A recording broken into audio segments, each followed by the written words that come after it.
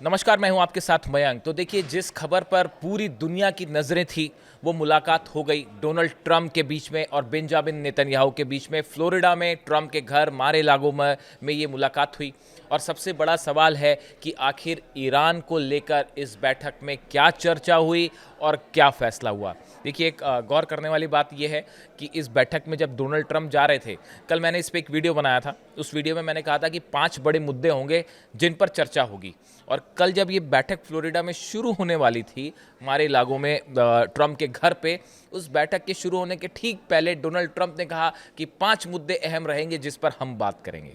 यानी एक बार फिर वो बात करीब करीब सही साबित हुई जो हमने बताया था कि जिन 5 बड़े मुद्दों पे बात हो सकती है, डोनाल्ड ट्रंप ने भी यही कहा कि 5 मुद्दों पे हम बात करेंगे। ये उन्होंने बैठक शुरू होने के पहले कहा था।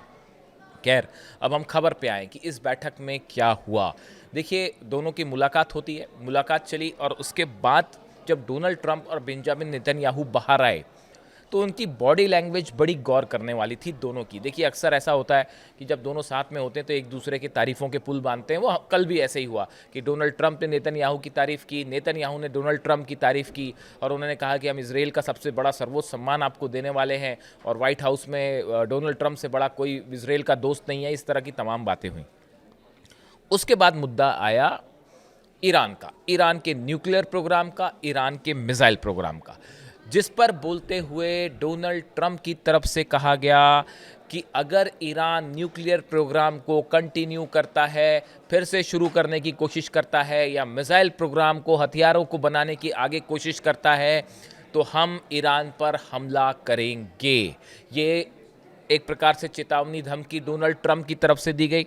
मैं एग्जैक्ट वर्ड्स बताता हूं आपको। उन्होंने कहा, नाउ आई हियर दैट, ये ट्रम्प कह रहे हैं, now I hear that Iran is trying to build up again and if they are we are going to have to knock them down. उन्होंने कहा नॉक देम डाउन, ये शब्द का इस्तेमाल किया। We will knock them down, we will knock the hell out of them, but hopefully that's not happening. उन्होंने कहा कि अगर ईरान फिर से अपने परमाणु कार्यक्रम को आगे बढ़ाता है तो हम उन्हें नॉक देम डाउन, इसका इस्तेमाल किया। उन्होंने इस फ्रेज का इस्तेमाल किया कि we will knock them down. ठीक है। उसके बाद फिर जो है, ये जब वो बोल रहे थे तो साथ में बेंजामिन नेतन्याहू भी बगल में खड़े हुए थे। लेकिन ये ऐलान करने के बाद, और देखिए, डोनाल्ड ट्रंप ने मिसाइल प्रोग्राम को भी इसमें शामिल कर लिया। पहले बात सिर्फ न्यूक्लियर प्रोग्राम तक थी, अब वो मिसाइल पे भी आ गए हैं। मैं शुरू से इस बात को कह रहा था कि न्यूक्लियर डील से ज़्यादा चिंता की बात अगर अभी किसी के लिए है अमेरिका और इसराइल के लिए, तो वो है ईरान की मिसाइल्स। देखिए, मैं एक दिन किसी दिन एक अलग वीडियो बना दूंगा कि ये जो है न्यूक्लियर प्रोग्राम का, जो एक ईरान के न्यूक्लियर प्रोग्राम को इतना बड़ा जो हवा बनाया गया है, ये क्यों इतना बड़ा, इसको बड़ा हवा क्यों बनाया गया, क्यों बार बार ईरान को ब्लेम किया जाता है इसको लेकर, और अगर ईरान के पास न्यूक्लियर बम आ गया तो उससे क्या होगा। इस पर हम एक अलग से वीडियो बनाएंगे। ये एक ईरान को के ऊपर आरोप लगाने की, ईरान के खिलाफ जो है वो तरह तरह की बातें कहने की, तमाम सी चीज़ें, एक ट्रेंड चल पड़ा है। और अली खामेनी साहब ने भी यही कहा था कि ईरान के ऊपर बार बार आरोप लगाए जाते हैं और गलत आरोप लगाए जाते हैं। इसके साथ ही उन्होंने, डोनाल्ड ट्रंप ने ये बात भी जोड़ी है, I heard Iran wants to make a deal, if they want to make a deal that's much smarter. उन्होंने कहा कि मैंने सुना है कि ईरान डील करना चाहता है और अगर ईरान डील करेगा तो ये बेहतर होगा। इस तरह की बात जो है वो डोनाल्ड ट्रंप ने साथ में कही। अब देखिए, ये पहला रिएक्शन मैं आपको बताता हूं कि ईरान की तरफ से क्या रिएक्शन आया। जैसे ही डोनाल्ड ट्रंप ने ये चेतावनी दी, ये धमकी दी कि हम जो है वो नॉक देम डाउन, उनका प्रोग्राम अगर फिर से शुरू होता है, न्यूक्लियर प्रोग्राम या मिसाइल प्रोग्राम, तो हम उसे तबाह कर देंगे। इसके फ़ौरन बाद ईरान की तरफ से रिएक्शन आया। अली खामेनी साहब के एडवाइज़र हैं शाम खानी साहब, उनकी तरफ से ये बयान आया कि अगर हमारे पर किसी भी तरह का हमला होता है तो ईरान इसका फ़ौरन जवाब देगा, ईरान इसका करारा जवाब देगा, ईरान इसका ऐसा जवाब देगा जो पहले कभी नहीं दिया गया। देखिए, 3 अहम बातें, ईरान की तरफ से 3 रिएक्शन आए। हम तुरंत जवाब देंगे अगर हमला होता है तो, दूसरी बात, हम ऐसा करारा जवाब देंगे, जोरदार जवाब दिया जाएगा, और तीसरी बड़ी बात जो बार बार ईरान कह रहा है कि ऐसा जवाब दिया जाएगा जो पहले कभी नहीं दिया गया। ये रिएक्शन आया ईरान की तरफ से। इसके साथ ही ईरान के जो एडवाइज़र हैं अली खामेनी साहब के, शाम खानी साहब, उनकी तरफ से ये बात फिर साबित कर दी गई कि ईरान अपने मिसाइल प्रोग्राम को लेकर कोई बात नहीं करेगा। हम एक इंडिपेंडेंट देश है, कंट्री है, और हम अपनी संप्रभुता को के हिसाब से चलेंगे और हम अपने मिसाइल प्रोग्राम पे किसी से बात नहीं करेंगे। तो डोनाल्ड ट्रंप को तुरंत और नेतन्याहू को तुरंत करारा जवाब आ गया। दूसरी चीज़ उन्होंने ये कही कि न्यूक्लियर प्रोग्राम जो है, न्यूक्लियर एनरिचमेंट, वो ईरान का अधिकार है, ईरान उसको कंटिन्यू करेगा, हम कोई न्यूक्लियर बॉम्ब नहीं बना रहे, इस बात को उन्होंने फिर से दोहराया। यानी देखिए, डोनाल्ड ट्रंप और बेंजामिन नेतन्याहू की तरफ से इस एक प्रकार से जॉइंट प्रेस कॉन्फ्रेंस थी, उसका जवाब ईरान ने फौरन दे दिया और ईरान की तरफ से अपना स्टेटस साफ कर दिया गया। अब सवाल ये है कि ये जो मीटिंग हुई नेतन्याहू की और ट्रंप की, इस बैठक में क्या हुआ? क्या नेतन्याहू इस बात को लेकर ट्रंप को कन्विंस करवा पाए कि ईरान पर हमला किया जाए? देखिए, तमाम दुनिया भर के एक्सपर्ट्स ये बात मान रहे थे, कह रहे थे कि नेतन्याहू की इस विजिट का मकसद ये है कि ट्रंप को इस बात के लिए कन्विंस करवाना कि आप भी ईरान पर हमला करिए। देखिए, पिछले दिन की 12 दिन की जंग के बाद अब पूरी दुनिया ये मान के चलने लगी है कि अगर इजराइल अकेला हमला करेगा ईरान पर तो उसका नतीजा बहुत भारी पड़ सकता है इजराइल के लिए, क्योंकि जिस तरह से 12 दिन की जंग में इजराइल पर मिसाइलें गिरी और आखिरी दिनों में जो नुकसान हुआ, उसके बाद ईरान की मिसाइल पावर को पूरी दुनिया ने देखा, अमेरिका ने भी देखा, ईरान ने भी, इजराइल ने भी देखा और पूरी दुनिया ने देखा, और सब हैरान थे जो ईरान की मिसाइल्स गिर रही थी। इसके बाद ये कई एक्सपर्ट से मान के चलते हैं कि इजराइल अकेला हमला नहीं करेगा ईरान पर। तो ऐसे में मदद के लिए किसकी ज़रूरत है?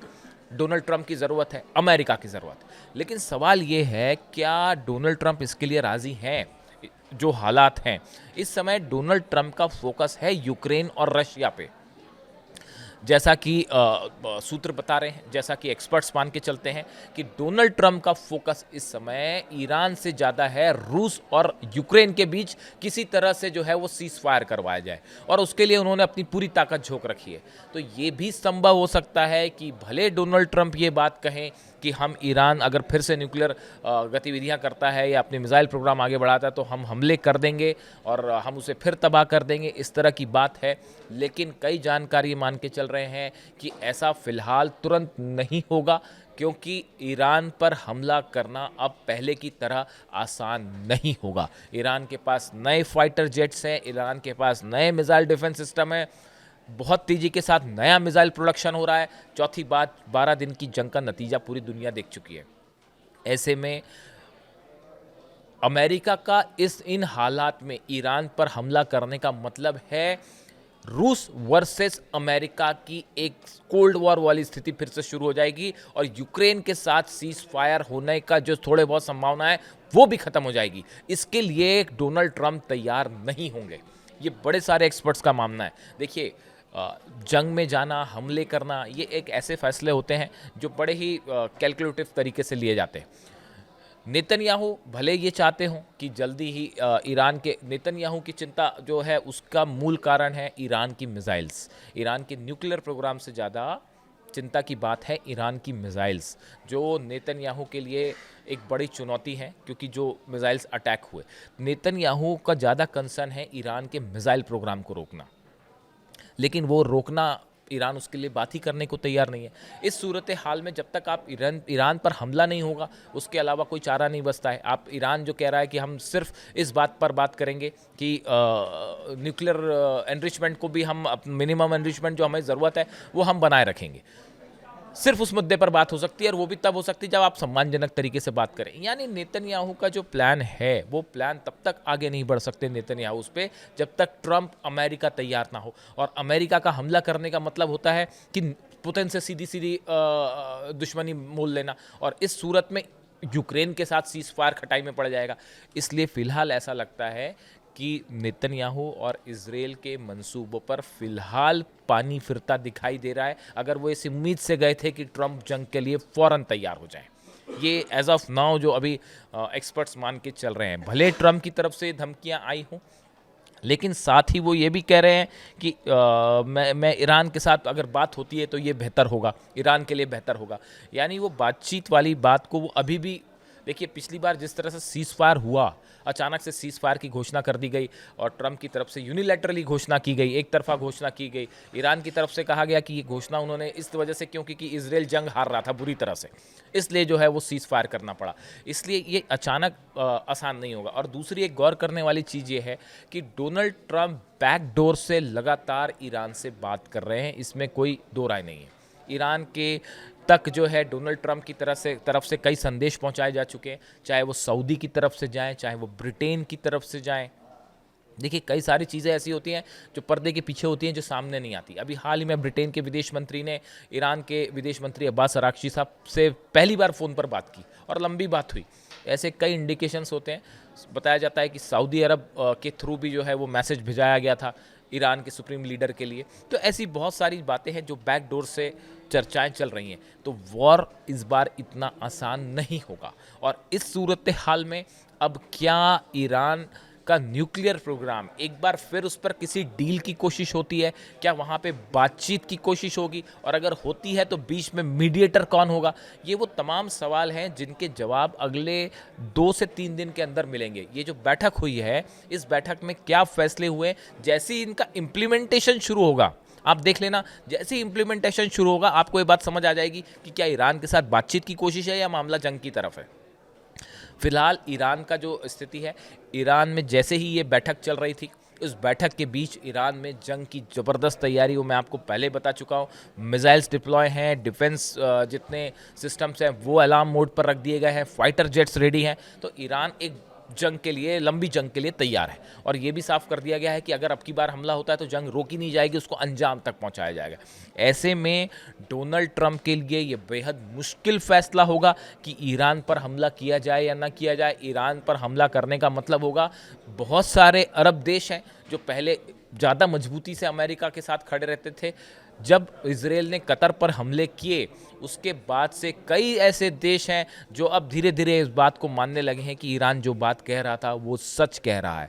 और इजराइल से जो है वो खतरा है। इजराइल का एक बड़ा प्लान है, एक ग्रेटर इजराइल बनाने का जो प्लान है, और उससे हमें भी खतरा हो सकता है। ये बात अब कई अरब देश स्वीकार कर रहे हैं।